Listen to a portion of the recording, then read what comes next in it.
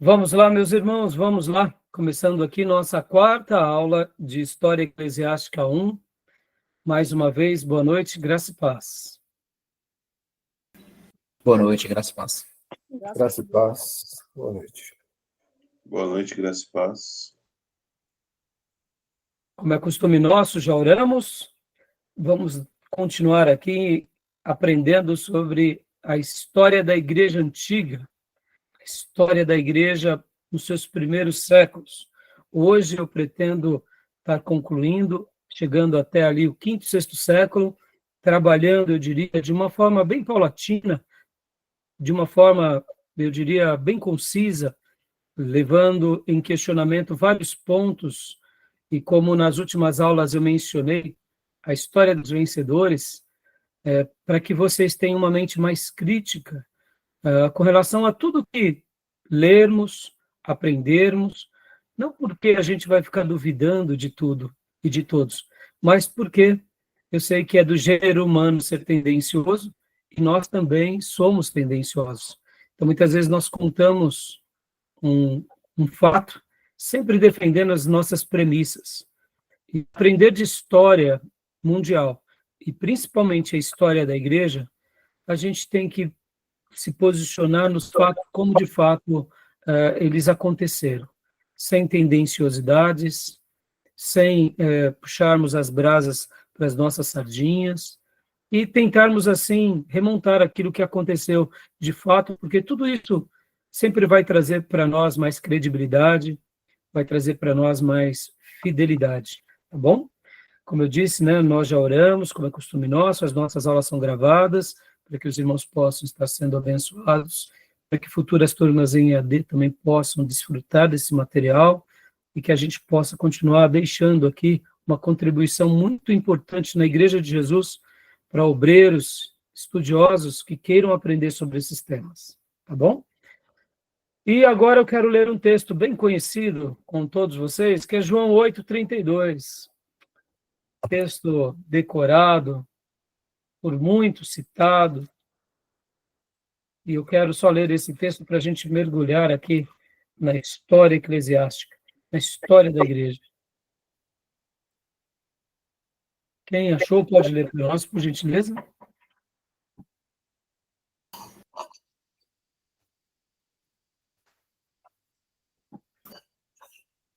Posso ler, pastor? Por favor. E conhecerão a verdade, e a verdade os libertará. Amém. Que a verdade do Evangelho e a verdade da vida possa nos ajudar. E nessa temática, que a gente possa aprender a história como de fato ela foi, sem viés tendencioso, sem viés dos vencedores, mas os fatos pelos fatos, porque afinal de contas somos filhos de Deus. Na última aula, meus irmãos, então, agora iniciando aqui as nossas pautas, né, como eu disse para vocês, a gente vai estar trabalhando em cima do material aqui que eu peguei no SDNet, a gente vai dar sequência, mas eu queria levar vocês a refletir um pouco mais sobre algo que, desde a última aula para cá, eu venho tomando nota, fazendo várias afirmações aqui, e eu gostaria de refletir com vocês um pouco sobre os pais da igreja. Quero gastar alguns minutos, né, na aula de hoje, e deixa eu, nessa minha primeira abordagem, levá-los a refletir sobre isso, né? Como os primeiros pais da igreja, ou seja, logo depois dos apóstolos, aqueles pais que nascem, né, no próprio primeiro século quanto no segundo século, e os demais pais da igreja que nascem no quarto século, principalmente, como que eles rebatiam os hereges e as heresias, se eles não tinham ainda o cânon do Novo Testamento formado?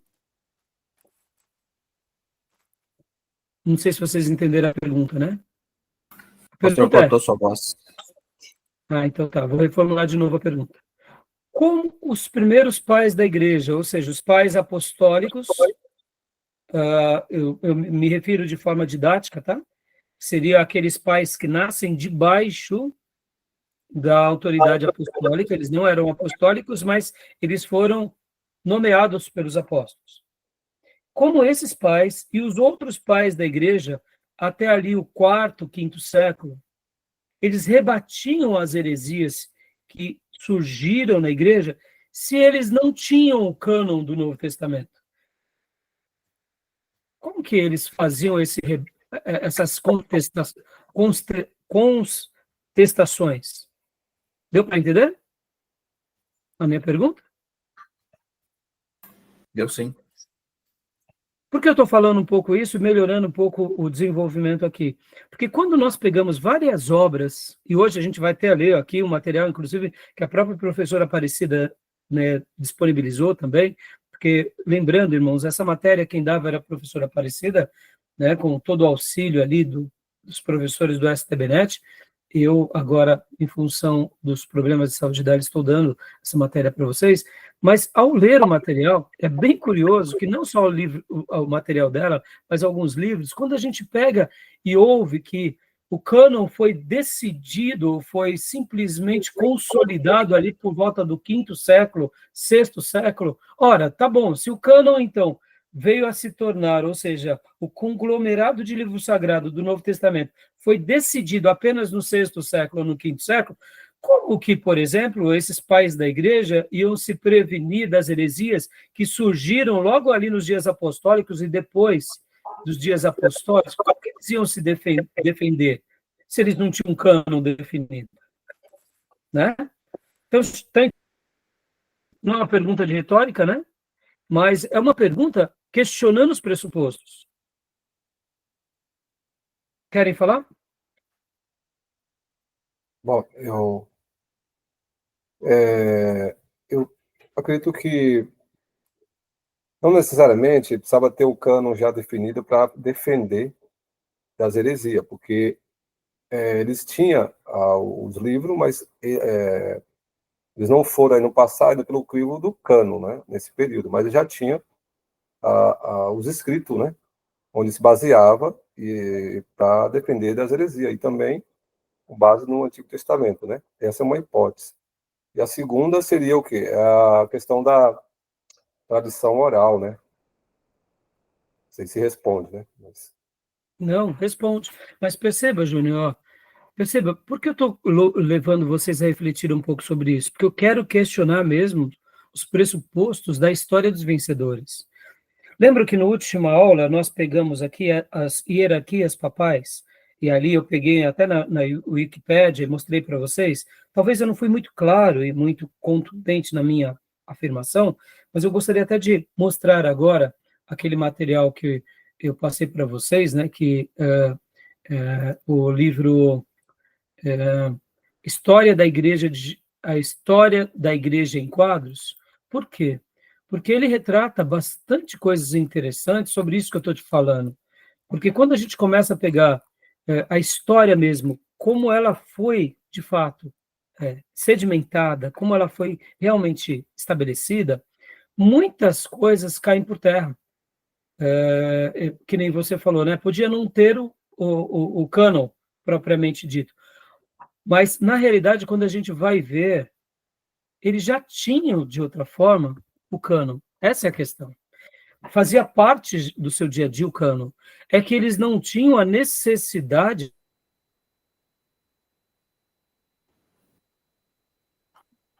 de tal tema em pauta, principalmente, eu diria, como acontece até mesmo na Contra-Reforma. Percebam, o que eu quero levar aqui a vocês refletirem era exatamente isso. Os pais da igreja, eles só conseguem, de fato, rebater as heresias porque eles tinham, sim, já a literatura apostólica. E para eles aquilo era uma coisa real. Aí você talvez me pergunte, mas, pastor, eles tinham outras literaturas? Claro que tinham. Tem os livros apócrifos. Mas esses outros não faziam parte dos materiais religiosos ali como livros sagrados, mas fazia parte da literatura. Por que eu estou fazendo essa defesa aqui? Eu estou fazendo essa defesa, mais uma vez, para mostrar que esses primeiros 500 anos, 600 anos da igreja chamada Igreja Antiga, eles já tinham, de uma forma direta e indireta, aquilo que eles enxergavam como cânon. Ah, mas fulano de tal tinha dúvida de hebreu. Nenhum problema. Claro que vai ter dúvidas. As dúvidas, elas não negam a existência do cânon. Isso que eu quero destacar aqui como um fato histórico. Por que eu estou colocando muito em questão esse assunto? Porque quando a gente vai ver qualquer comentário católico, eles vão ser tendenciosos de mostrar que a autoridade do cânon é deles.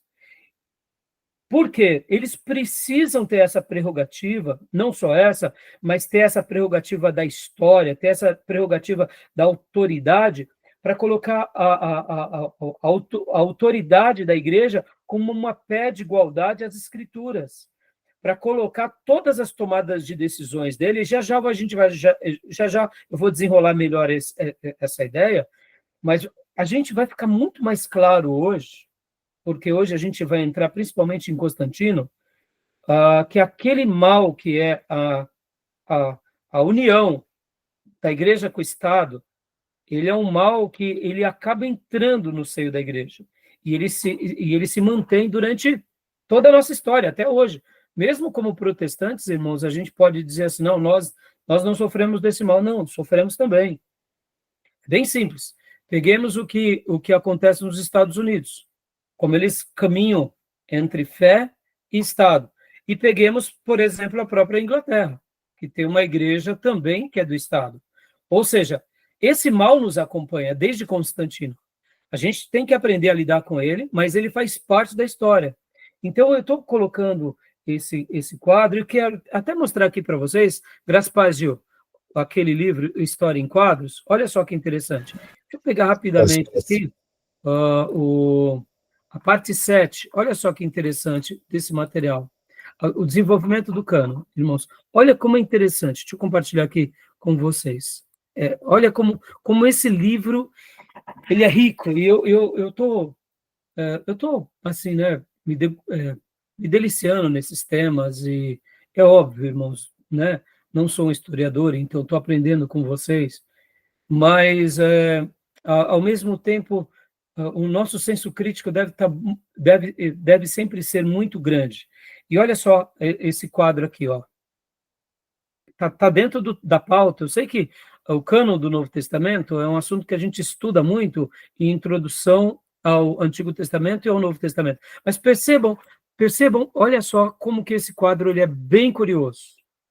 Esse material é do material do livro, né? Como eu disse há pouco, a história da igreja em quadros, tá? Eu vou compartilhar aqui com vocês essas partes. Ó, pais apostólicos, né? Ou seja, a gente não precisa falar muito deles, mas, aliás, desculpa, os apóstolos, né? A gente não precisa falar muito deles. Os pais apostólicos nascem logo depois da morte dos apóstolos, né? E olha só que interessante. Como que nós podemos dizer que os pais apostólicos já criam no cânon ou nos livros apostólicos? Está aqui, ó. Eles fazem citações, as fontes significativas. Eles citam nas suas obras. E o que eles citam? Os pais apostólicos. Os 4 evangelhos, as epístolas paulinas, e quando eles dão essa ideia geral.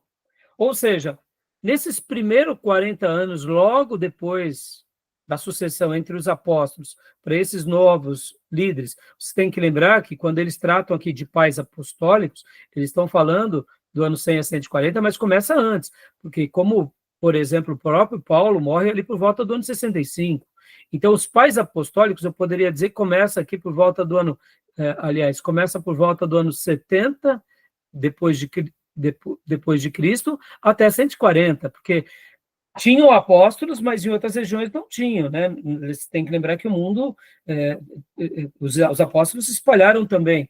Alguns morreram, foram para outras cidades. Então, percebam Irmãos, quando a gente fala dos textos de Paulo, a gente tem que lembrar que praticamente metade do Novo Testamento é Paulo. E quando nós temos simplesmente o livro de Romanos, o livro de Efésios e o livro de Gálatas, irmãos, só ali já resolve quase todas as heresias.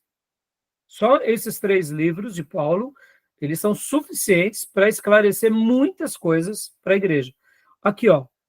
E quando ele coloca oposições gnósticas, tá vendo? Aqui do ano 140 do ano 220. O que os pais da igreja citam na oposição gnóstica? Quais são os livros que eles citam? Todos esses daqui. Todos esses. Olha que interessante. Então eu te pergunto, isso daqui já não era uma maneira deles existirem com o credo do cânon propriamente dito? Eles não tinham o cânon propriamente dito, até porque, irmãos, tem que lembrar que nesse período a igreja ainda era ilegal ao Império Romano.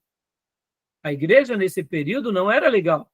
Ela passa a ter e vislumbrar de paz com Constantino.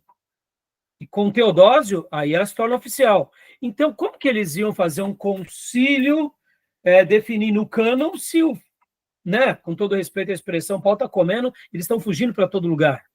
Ora sobrevive, ora estão fugindo de um lugar para o outro. Estão entendendo? E os livros que eles questionavam? Aí tem vários livros que eles questionavam. Aí que entra a questão, ao meu ver, dessa oralidade, mesmo tendo os textos, né? Que não, aí se foge um pouco da oralidade, tem os textos. A questão do cânon está em desenvolvimento porque ele está debatendo as heresias que se levantam. E eu acho que a igreja, a oficialidade do cânon, ela ganha como a igreja, ela estabelece como uma igreja institucional. Sim, sim, mas você vê, Júnior, por que eu estou falando isso? Porque a ideia do cânon, ela vai ser novamente questionado no século XVI, com a Contra-Reforma. Porque até a Contra-Reforma não tinha debate sobre o cânon, porque já tinha se consolidado. O que eu quero colocar em xeque aqui? Quando eles dizem, se arrazoam, não, nós estabelecemos o cânon, é mentira. Está entendendo o que eu quero dizer? É mentira. Claro que sim. Claro que é mentira. E é por isso que eu estou querendo colocar os pressupostos, para que a gente leia a história, não na perspectiva dos vencedores, mas na perspectiva dos fatos. Quais são os fatos? Aqui, meus irmãos, a literatura. A literatura e os acontecimentos. Por quê? Olha só, quando a gente fala da oposição gnóstica, olha só o que diz aqui, ó. Citações pelos pais da igreja.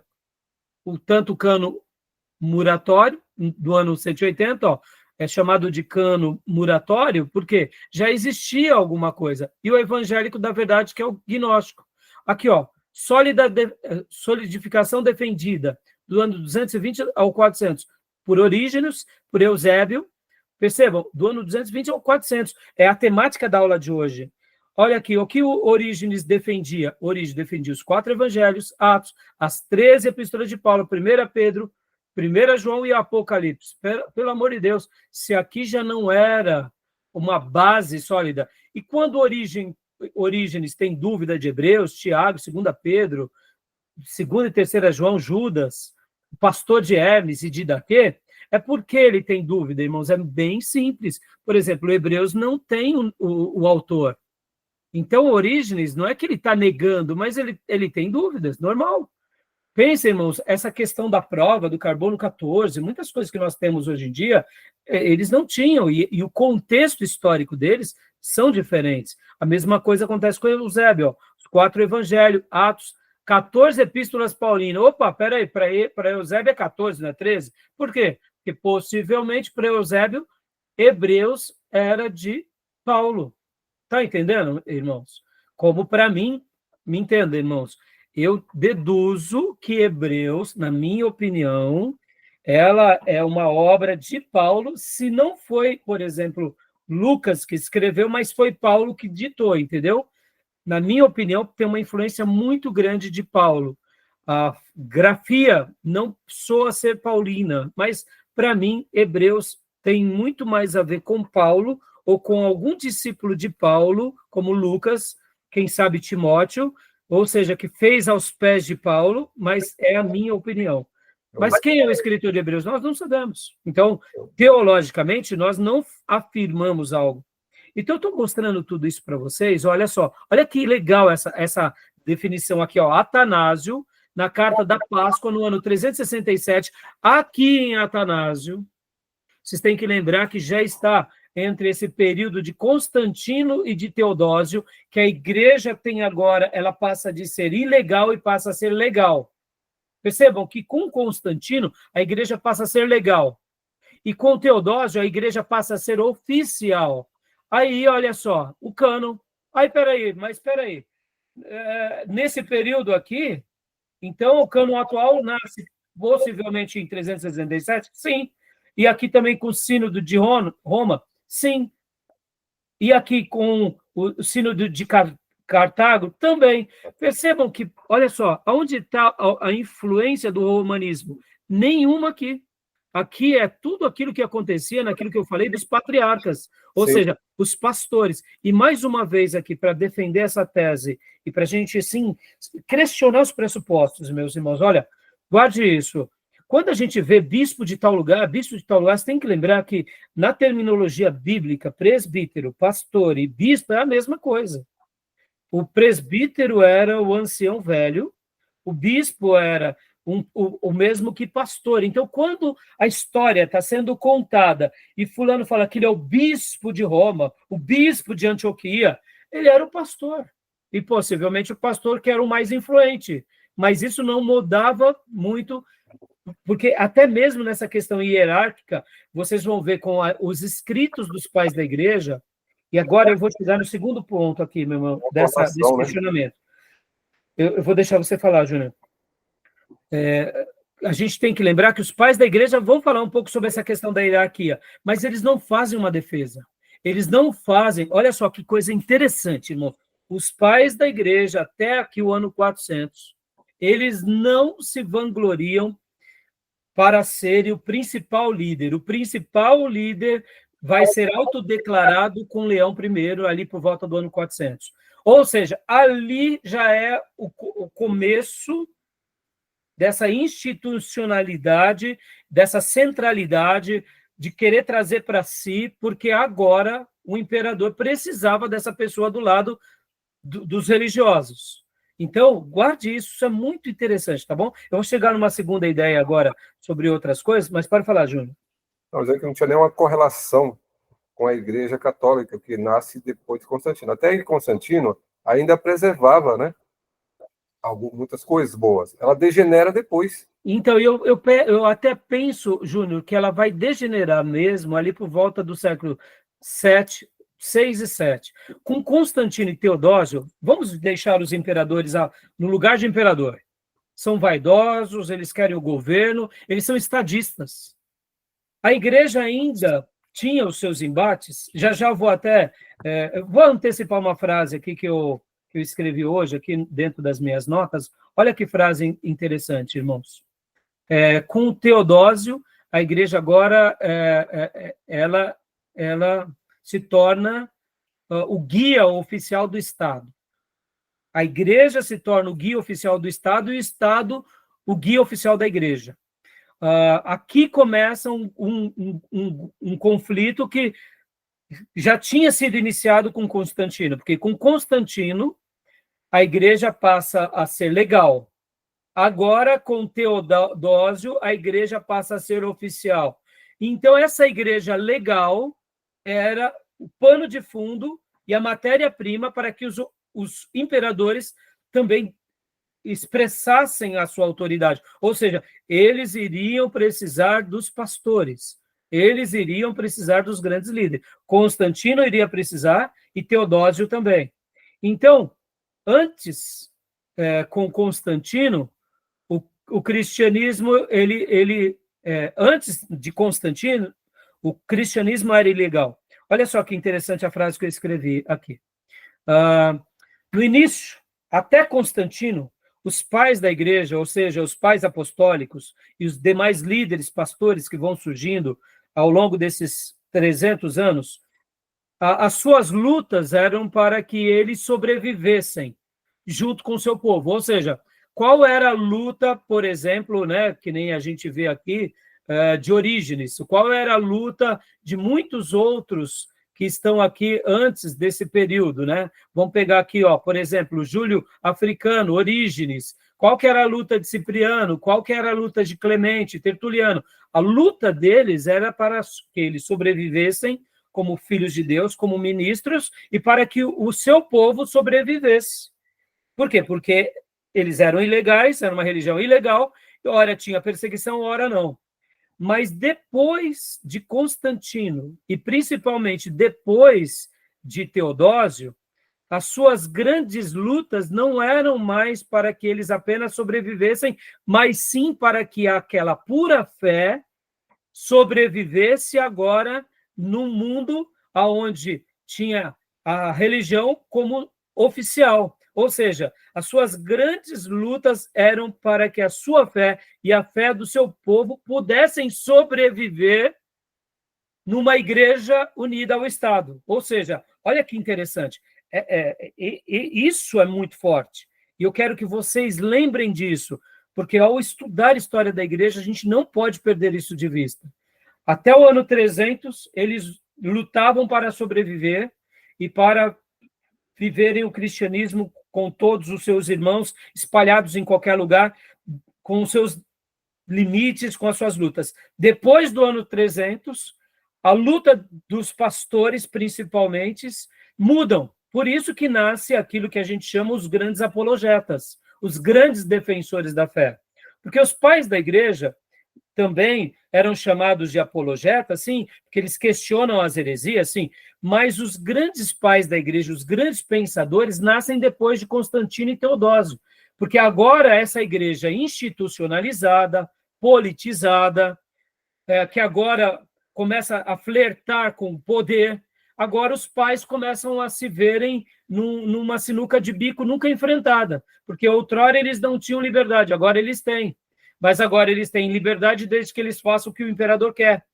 Percebam? E aí a mudança da chave. Então, meus irmãos, eu quero hoje gastar um tempão aqui com vocês sobre isso, porque eu, particularmente, né, podem ver, olha aqui, agora deixa eu voltar aqui para esse gráfico, olha só que forte esse gráfico. Percebam, irmãos, como estudar a história da igreja com senso crítico é bom, como é agradável, como é importante, né? Ó, olha só, os pais apóstolos, né? Então vamos voltar aqui nesse gráfico. Ó. Os pais apóstolos, Clemente de Roma, né? Os seus escritos, olha o lugar de ministério. Percebam isso agora. Olha o lugar de ministério dele. Clemente de Roma estava em Roma. Inácio está em Antioquia da Síria. Olha os seus escritos. Esses são os escritos deles. Aqui são os fatos notáveis deles. Hermas também está em Roma. Aqui, ó, Barnabé de Alexandria, está em Alexandria. Papias, em Herápolis. Policarpo, está em Esmirna. Ó, percebam os anos, logo aqui no primeiro século, Inácio no segundo século, aqui Papias também entre o primeiro e o segundo século, Policarpo também. Vão guardando essas datas e vão guardando as cidades de origem deles. Olha que interessante. Ó, Quadrato, a mesma coisa. Atenas, ele está em Atenas. Né? Aristides, Atenas. Justino Marte, Palestina, Éfeso e Roma. Taciano, a Síria e Roma. Atenágoras, Atenas. Teófilo, Antioquia. Mileto, Sardes. Egesipo, Síria, Grécia e Roma. Olha que interessante, irmãos. A gente não vê que esses pais apostólicos, eles se estabeleciam em Roma.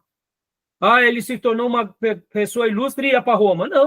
Não tinha essa centralidade em Roma.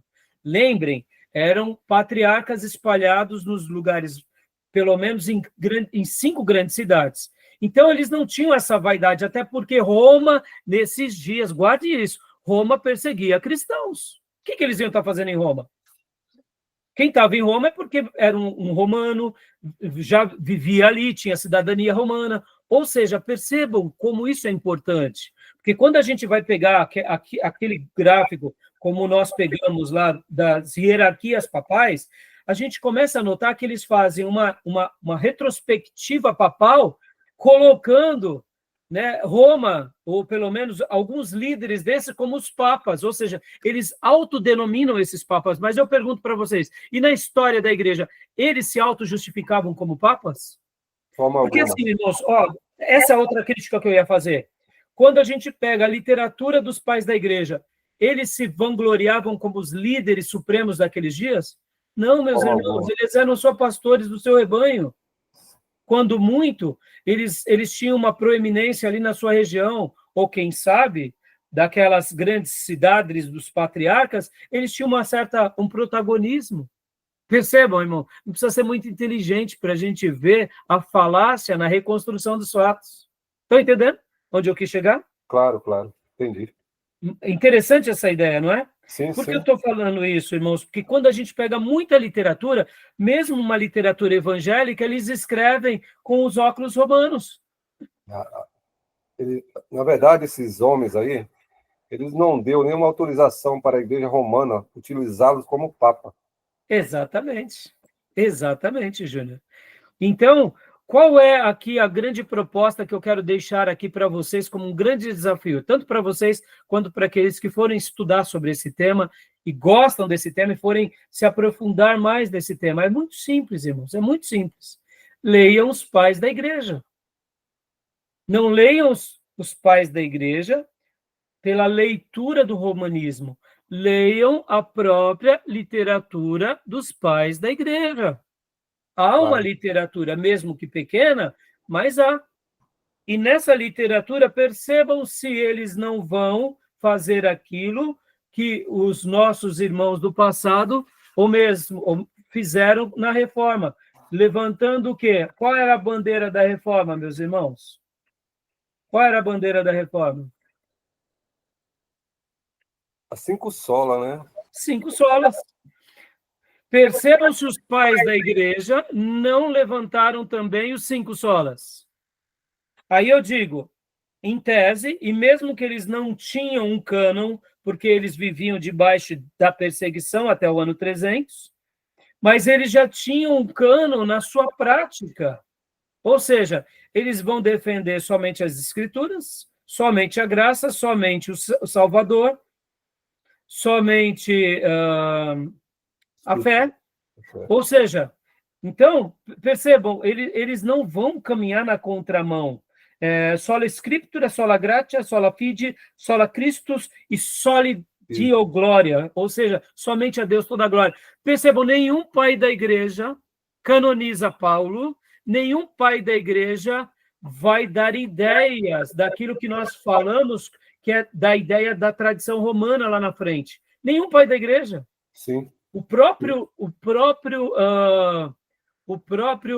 Agostinho de Hipona, ele vai falar da cidade de Deus e da cidade dos homens, ele vai falar muito da igreja, e percebam que quando é feita uma releitura de Agostinho com os óculos do romanismo, por exemplo, uma frase de Agostinho, que você não pode amar a Deus como pai se você não entender a igreja como mãe. Por exemplo, irmãos, nós que somos igrejeiros sabemos dessa importância. Não é que a gente está falando que a igreja é mãe de Deus, nem nada disso, mas a gente está dando um papel feminino à igreja na mesma forma que Jesus, na sua revelação, e os apóstolos deram à noiva. O que nós, como igreja, somos chamados? De noiva. Então, o Agostinho, por exemplo, quando ele fala da igreja, e quando ele atribui esse valor à mãe, dá esse sentido de um lugar que nos abriga, que nos acolhe, como um corpo, como a noiva. O que é a noiva para o judeu, senão a esposa do noivo? O que é a noiva, senão a mulher do noivo? Para Agostinho de Hipona, ele fazia a mesma correlação. Na leitura católica, eles vão falar assim que Agostinho de Hipona está agora falando sobre Maria. Mas nenhuma vez Agostinho fala de Maria. Você está entendendo o que eu quero dizer? Olha que interessante. Quem vai depois fazer essa releitura de Agostinho é o quê? É a tradição católica para mostrar que ele é santo e para pegar os textos de Agostinho para dizer que ele está sendo tendencioso aos dogmas católicos. Eu digo, não, leia Agostinho, vá ler Agostinho. Aí eu te pergunto, pastor, mas os pais da igreja também, eles não poderiam ter alguns erros doutrinários? Claro que sim, meus irmãos. É óbvio, eles não eram os apóstolos, eles eram pastores como nós. Nós hoje, com toda a teologia nossa, muitas vezes a gente não é tendencioso a algumas coisas? Claro que somos. A gente não é tendencioso, por exemplo, com relação à questão da denominação? Claro que somos. Perceba, aqueles que não fazem parte dos nossos guetos, nós já vemos eles como hereges. Somos tendenciosos, é um erro nosso. Por isso que eu estou dizendo que aqui eu quero gastar... Eu falei, não, eu preciso fazer eu gastar esse tempo com os meus irmãos, porque aqui, por exemplo, irmãos... Júnior, você ia falar alguma coisa, né? Não, acho que o que você falou tá bem fundamentado, né? Porque os pais da igreja aí não está desassociado com essa ideia católica de querer capturá-lo para como ele que a autoridade deles é proveniente desses homens. Exatamente. Exatamente. E sabe, Júnior, agora eu falo, e eu aprendi isso com o Marco Greconato, por que nós temos um preconceito da patrística? Por causa do romanismo. Porque eles colocam uma beatificação, trazem para si, reconstrói a história na ótica deles. Sim. Aí nós falamos assim, não, eu não quero saber disso, não, eu vou só para a Bíblia. Não, meus irmãos, a gente tem que ler os nossos irmãos do passado.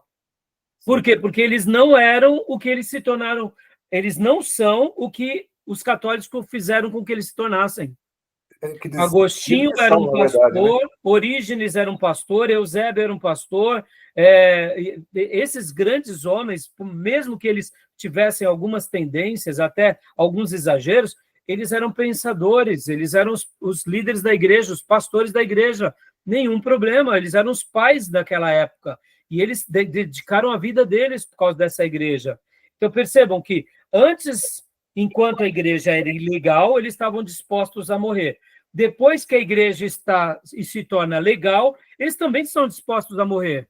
E eles fazem teologia agora com liberdade, e por isso que tem mais escritos depois de Constantino e tem mais escritos depois de Teodósio. Por quê? Porque agora eles têm liberdade. Mas percebam o dilema e o enfrentamento que eles passaram. Por quê? Porque agora esses que fossem contra o império ou que fossem contra os princípios do império eram muito mal vistos.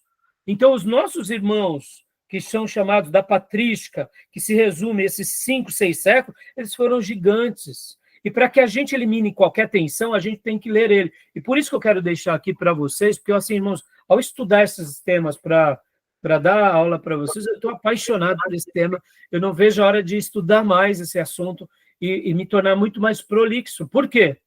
Porque é a nossa história, é a nossa real história. Lembra que lemos João 8:32? É a nossa real história. Agora, irmãos, a gente também tem que ser fiel a tudo. Onde eles erraram, a gente tem que apontar os erros, e aonde eles acertaram, a gente tem que mostrar. Por outro lado, a gente não pode remontar a história na ótica protestante, porque senão a gente vai estar fazendo o mesmo erro do catolicismo e o mesmo erro daqueles que que praticam uma certa ideologia, tá bom? Okay. Beleza? Tranquilo, meus irmãos? Gostaram dessa... Então, eu já tinha falado um pouco nas aulas passadas, na última aula, mas eu falei, eu preciso dar mais ênfase para os meus irmãos, porque eu fiquei encantado com essas informações desse livro aqui e com essa ideia, tá bom? Isso aí dá uma ideia de um mestrado, né, sobre esses temas aí. Ah, isso daqui é pauta para o mestrado, Júnior. Exatamente, Júnior. É pauta para o mestrado, né? Tá bom? Mais uma vez, deixa eu até pegar aqui, só para vocês terem uma ideia. Olha só que legal, para eu mostrar mais uma vez para vocês. Eles disseram que dizem que eles são, né? Oi? Eles nunca disseram o que a Igreja Católica diz que eles são. E eles precisam construir isso, né, Júnior? E a gente entende, vamos falar aqui abertamente, por que a gente entende? A gente entende porque, olha só o que eu escrevi, né? enquanto eu fazia a minha lição de casa para dar aula para vocês. Deixa eu mostrar aqui esse quadro aqui agora para vocês, ó. Deixa eu mostrar esse quadro aqui, ó. Olha só. O da Wikipédia que eu passei semana passada. Percebam, eles vão remontar e fazer uma retrospectiva da sucessão apostólica, né? Podem ver, ó. Tá vendo? Ó? Aqui, né? Toda sucessão, né? Olha lá. E eles vão fazer toda a sucessão, e quando eles colocam aqui, por exemplo, se vocês forem notar, eu sei que aqui é uma lição de casa bem simples, tá, irmãos? Mas olha só que interessante aqui. Eles vão colocar sempre de uma forma indireta o lugar de nascimento e o lugar aonde ele esteve, ou pelo menos aonde eles morrem, para dar uma ideia de que o Império Romano, Pedro já estava sendo o Papa de Roma. Meus irmãos, Pedro não era bem visto em Roma. A mesma coisa, Lino, lá no Império, ele estava no Império Romano? Estava, mas e daí? Você acha que o Império Romano, nesses dias, era só perseguição contra cristãos e judeus? A gente tem que lembrar que, na história bíblica, o cristianismo primitivo, ou apostólico, ele passa por uma luta muito grande, sendo perseguido pelos próprios líderes religiosos do Sinédrio, aí onde começam as primeiras dispersões, e aí logo depois vem Herodes, ou seja, a perseguição dos nossos irmãos se dá entre o seu próprio povo.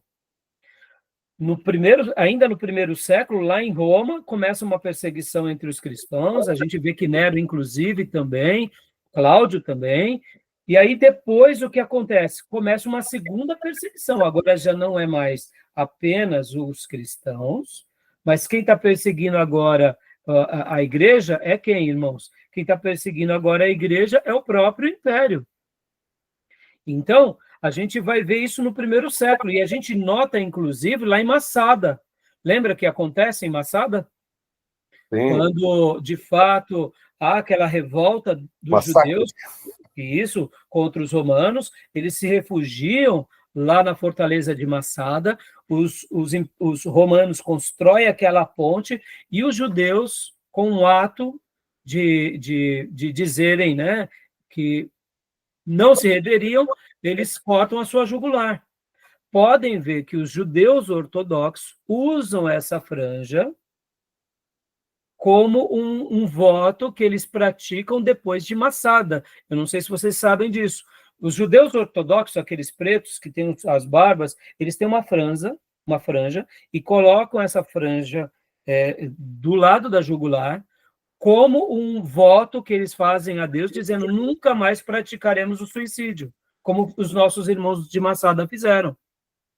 Então, Massada ali já é uma nova fase de uma perseguição aos judeus, logo, a judeus e a cristãos. E os cristãos não param de ser perseguidos até até os anos 300. Então, percebam que quando aqui faz essa montagem da retrospectiva dos papas, e aí coloca Anacleto, coloca, né, Império Romano, ou aqui no caso Anacleto não, mas pode ver, todos eles, Evaristo, estava lá em Belém, na Judéia, mas depois ele tem uma participação no Império Romano. Isso é uma maneira, das entrelinhas, de criar um sofisma. Está vendo? Todos eles foram do Império Romano, a grande maioria. Meus irmãos, e podem ver que aqui a briga vai se intensificando, porque nessa simples sucessão, aqui vem, pode ver, a maioria Império Romano, mas quando a gente pega essa lista que eu mostrei para vocês, que é a lista há pouco que eu estava mostrando para vocês, da história da igreja em quadros, a gente vê que a maioria deles eram não só o lugar de ministérios dele, a Antioquia da Síria, Alexandria, Hierápolis, Esmina, tinha um ou outro que estava em Roma, tinha, mas percebam como eles são tendenciosos, e fazer história sendo tendencioso é querer dizer, é montar uma história que não aconteceu. O Império Romano, ele não reconhece a autoridade deles nessa época, né? Claro que não. Não endossa nada. Aí talvez... Talvez, Júnior, a gente vai para a seguinte... Talvez eles digam, não, mas o Império não reconhecia, mas a igreja estava em Roma, porque a sede é Roma, dando essa ideia do poder romano, Júnior. Por quê? Porque quando esses cinco patriarcas, ao longo dos séculos, vão perdendo força, quando Constantino cria Constantinopla e faz de Constantinopla a nova sede do Império Romano, e ali, naturalmente, ficam dois polos grandes de lideranças, logo, o imperador precisava desses dois imperadores. E agora é isso que eu quero mostrar para vocês. Olha só, olha que interessante. Deixa eu voltar aqui para esse quadro aqui do Wikipédia e mostrar isso. Olha que interessante, irmãos. Vocês vão ver uma mudança na chave aqui, ó. Olha que interessante. Talvez na última aula eu não fui claro no que eu estava querendo dizer. Ó, ano 400 e pouco, aí vai vindo os anos. Ó, vamos pegar do ano 500. Aqui, ó. Agora já vem, muda, Império Romano passa a ser Império Ocidental. Não é mais Império Romano. Por que não é mais Império Romano? Porque agora a capital do Império Romano é o quê? Constantinopla, não é? Aí vem, ó, Reino,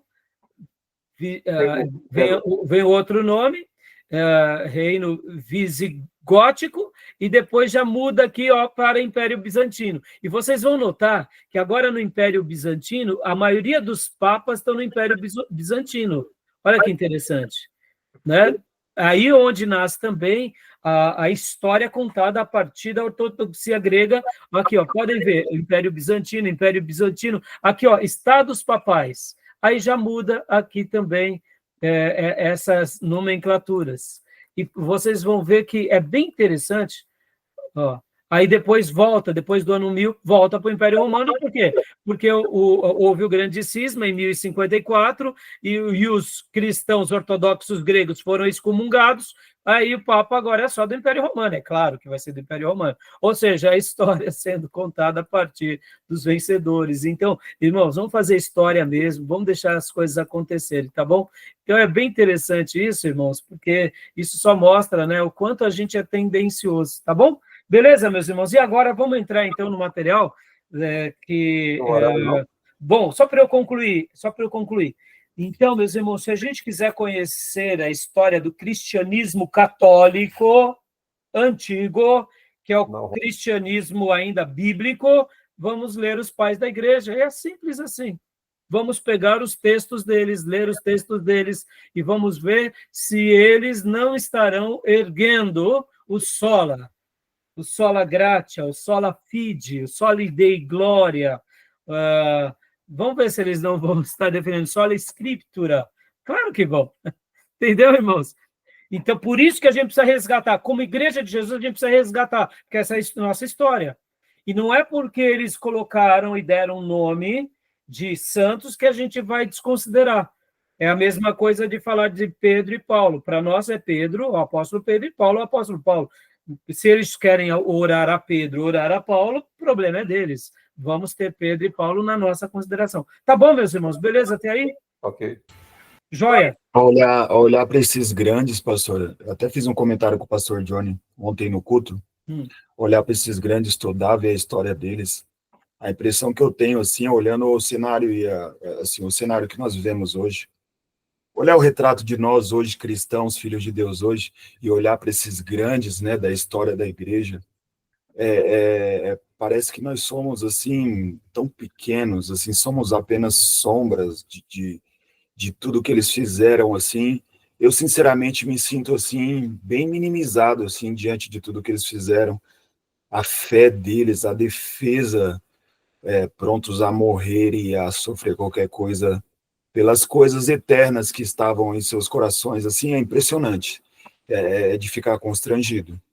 Por isso, Dio, eu fiz questão de estar dando esse destaque, e no futuro, Dio, esse módulo aqui, se eu tiver a honra e o privilégio de dá-lo novamente, eu quero poder, quem sabe, fazer até um apanhado um pouco mais criterioso, porque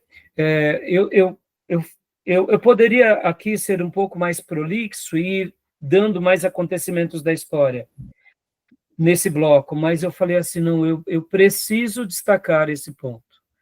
Em cima dessa sua fala, Gil, porque quando a gente lembra de Spurgeon, por exemplo, nós temos Spurgeon como um grande ícone, Nós não adoramos Spurgeon.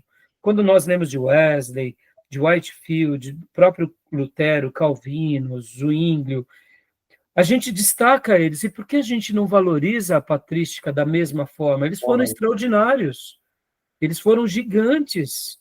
E se eles receberam uma influência por causa do romanismo, a gente não tem nada a ver com isso. A gente vai contra-argumentar, deixa os romanos serem o que eles são. Tudo bem. Eles querem reconstruir a história a partir do ponto de vista deles, não tem problema. E até para a gente contra-argumentar com eles, por exemplo, o que eu digo? Se eles têm uma leitura da patrística ou dos pais da igreja com os óculos católicos, não tem problema. Vamos falar para eles o seguinte, vamos estudar mais esse assunto, não com os óculos do catolicismo e nem da filosofia. Vamos estudar mais esse assunto estudando a literatura dos pais. Vamos estudar. Eu não tenho dúvida que muitos deles cairão em si e verão que eles estão desassociados dessa literatura e dessa vida dos pais da igreja. Porque é exatamente isso, Gil. Eles foram gigantes. Por isso que a frase que eu tinha dito que eu escrevia há pouco, eu quero até lê-la novamente. Porque os nossos irmãos do passado, olha só que coisa linda. Eles, de fato, suas lutas eram para que eles e os seus discípulos sobrevivessem até o ano 300. E do ano 300 até o ano 600, as suas lutas eram para que a sua fé, que agora tinha sido uma fé legalizada, sobrevivesse. Mas eles estavam, todos eles, prontos a morrer. Então, eles são gigantes, gigantes. E que Deus possa fazer com que a gente abra olhos de católicos, de ortodoxos gregos, porque agora entra o grande ponto dessa aula, e deixa eu dizer assim, porque os católicos, eles de fato não divulgam isso como deve ser? É bem simples. No dia que eles divulgarem isso ou acreditarem dessa forma, eles vão estar desconstruindo a tradição. Eles vão ter que dizer o seguinte, olha, os pais da igreja não deram um viés de infabilidade papal. Eles não tinham essa vaidade de serem o principal boca de Deus na terra. Os pais da igreja, eles não canonizaram nem santos, nem adoraram ninguém, nem foram idólatras. Então, eles vão, no dia em que um católico admitir que, de fato, os pais da igreja não fizeram isso, há uma ruptura na tradição católica, apostólica romana e ortodoxa grega. Ou seja, eles voltam a ser defensores do quê? Somente as escrituras, somente a graça, somente a Deus toda a glória, somente uma fé, somente um Senhor. Os pais da igreja nem reconhecem esses dogmas. Exatamente. Então, percebam que é tão importante que a gente estude esse ponto, porque jamais eles vão fazer uma defesa sobre isso. Porque, olha só o que eu escrevi aqui, ó. Se o romanismo arrazoasse que evoluíram, por exemplo, eles poderiam dizer assim, não, nós, como cristãos, evoluímos, deixamos de ser aquele cristianismo primitivo e agora evoluímos e por isso passamos a crer assim na tradição. E se eles dissessem isso, se eles evoluíssem no decorrer dos séculos, eles automaticamente estavam rejeitando o quê? Aquela velha religião dos pais da patrística. Se eles fossem honestos, né? Então, exatamente, esse é o ponto. No entanto, eles jamais admitirão isso, porque essa declaração servirá como a grande prova de que eles se tornaram uma outra religião diferente dessa religião da patrística. Claro. E dos pais apostólicos. E logo, uma religião diferente do Novo Testamento. O catolicismo romano, ou romanismo, e os ortodoxos gregos e russos jamais vão dizer que evoluíram. Eles vão dizer o seguinte, não, nós somos os mesmos. Por isso que eles têm que reescrever a história. Porque no momento em que eles admitirem que nós estamos diferentes, eles, de fato, eles vão dar um tiro no pé, porque qual que é a grande base deles? Nós somos a igreja do Novo Testamento, nós seguimos o Novo Testamento, mas eu digo, é verdade? Claro que não. Então, logo, atribuir a eles prática que eles não fizeram, ou seja, que os pais da igreja não fizeram, nem que o Novo Testamento fazem, e criar sofismas por meio dos seus dogmas religiosos, que acabam sendo a melhor estratégia. Ou seja, eles, de uma forma, se eles fossem honestos, eles diriam, nós evoluímos, nós acreditamos que, assim como os apóstolos, eles foram separados por Deus, nós também somos separados por Deus, e cada papa é a voz de Deus. Então, eles tentam remontar. E quando você vai contra-argumentar, eles dizem, sim, a Bíblia é a palavra de Deus, mas a tradição também. Mas os pais da igreja, nesses primeiros, ou como eu chamo, o catolicismo antigo, não tinham nada disso. E poderiam até ter erros, e isso é fato. Mas eles não adoravam Paulo, Pedro, ninguém. E pode ver que a igreja, mesmo quando surgiu um grupo herético, eles tentavam ir contra. Tá bom, meus irmãos, eu falei, eu preciso bater esse martelo hoje com os meus irmãos, porque esse assunto, eu particularmente, ao estudar esse tema de hoje, eu fiquei muito empolgado e falei, eu quero desafiá-los, né?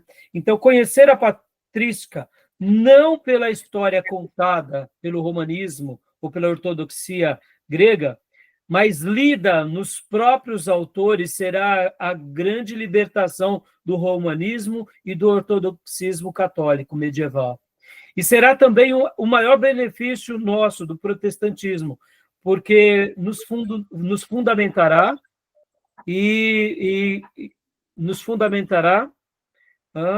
como nossos irmãos e líderes faziam nas igrejas nos primeiros séculos, na igreja antiga, e revelará como a igreja institucionalizada precisa da política e do controle para subsistir. Agora chegamos onde eu queria.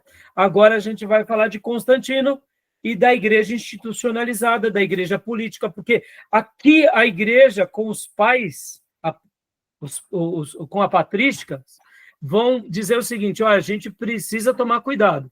Porque qual que foi a grande defesa de todos os apologetas e de toda a patrística depois de Constantino? A gente não pode se perder.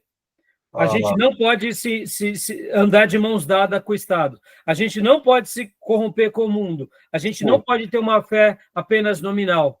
E agora entra Constantino na história. Então, eu não poderia deixar de dar essa contribuição, e agora eu quero falar sobre a influência, né? Vou fechar a nossa gravação, a gente vai falar agora um pouco da história de Constantino, da história mesmo, e vamos mostrar a influência política sobre o cristianismo. O que emerge daí é o seguinte, os pais da igreja faziam a apologética defendendo pela fé, pelo poder de Deus.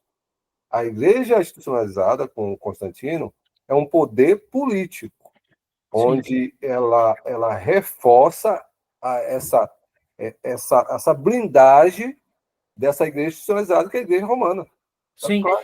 Agora, antes de chegar na igreja romana, né, propriamente dita, os nossos irmãos do passado já sofreram essas tensões, porque são seres humanos, são falhos, que nem nós, da igreja protestante atual. A mesma tensão em qualquer contexto, qualquer cultura. Agora, olha só, irmãos, o que eu queria concluir agora? A partir de agora, a gente vai mostrar o seguinte... Constantino entra o Estado, né? Hã? Porque Constantino entra o Estado. Isso, entra o Estado. Diferente dos pais da igreja, né? Como? Não tinha o Estado. Os pais da igreja não tinham o Estado. Então, mas quando a gente fala paz, né, Júnior? Eu estou colocando paz até o ano 500, por volta. Então, eu estou fazendo 2 cortes. Os pais até Constantino, Sim. Que era a igreja perseguida, Isso. E os pais com Constantinos e com Teodósio, que é a igreja agora, a igreja regularizada, Sim. E a igreja oficial. Olha só, ela não só foi liberada, mas ela se torna oficial. Olha que interessante. Ela vira a religião oficial do Império. Olha aí, no primeiro momento parece ser maravilhoso, mas foi um grande engodo. Então, os nossos irmãos, a patrística de Constantino para cá, ela vai nos dar material para mostrar o seguinte, como nós não podemos se perder com o Estado, nem com o poder, nem com a vaidade. Pela pureza, né? Pela pureza. Não tinha o Estado. E aí onde entra o próprio Agostinho, como um grande vocal nessa defesa. Por exemplo, nas suas obras, que é A Cidade de Deus, a Cidade dos Homens, mostrando, nós somos da cidade de Deus, habitamos a cidade dos homens, mas não tem nada a ver com ela. Ou seja, não tem nada a ver com o romanismo.